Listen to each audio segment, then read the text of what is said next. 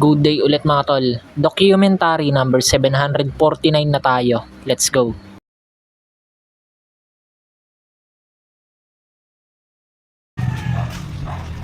Yo, ayun, open na yung kabila. Kanina pa pala nandito si ate. Umaga pa. Gising ako alas 12. Ay, naglilinis siya dito sa kabila. Nagising siya dahil kay Tintin. Ginising niya. Kasi ano yung pupunta sa dental si Tintin, magpapabrace daw ata. Yan, kain na tayo mga tol. Pina-invento si ate na ulam mo. Hindi talaga invento yan. Ano yan? Hiniwa-hiwang okra tapos itlog. With egg. Pang calorie deficit daw. Yan, may lalamog dito. Pinick up na yung isang bucket hat.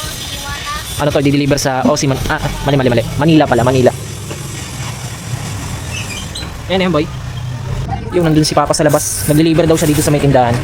Dun sa kapitbahay na. Ayan, nandito na pala si Tintin kanina. Kanina pa. Hindi napastan yung ngipin niya kasi in-x-ray muna.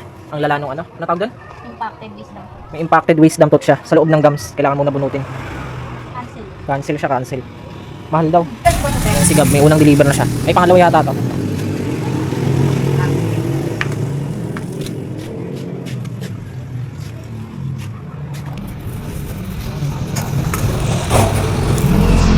Yo, ayun, kakauwi lang pala ni Gab. Time check 9, ayan, mag-aalas 10. Masakit daw ulo niya. Ako muna magdi-deliver na ito. Yo, ayun, bibili ko sa taas ng ulam. Ano, bibili kami ng ano, tinapa. Yo, ayun, ito pala mga nabili namin. Paksin. Pakbet. Para bukas to. Ay, gagi ka. Nalaglag pa. Agi. Nalaglag yung mga gulay, guys. Gata lang.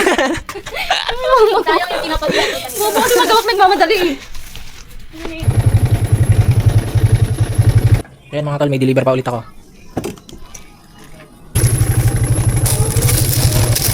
Kapo.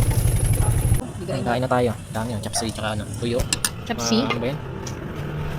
Tinapa, tsaka tuyo. Ito may humabol pa mga tol, nachos tsaka waffle. Hanggang dito na lang ulit yung document mga tol. Maraming salamat palagi at sa itaas. And yung mga susunod na upload ko, abangan nyo na lang. Peace out.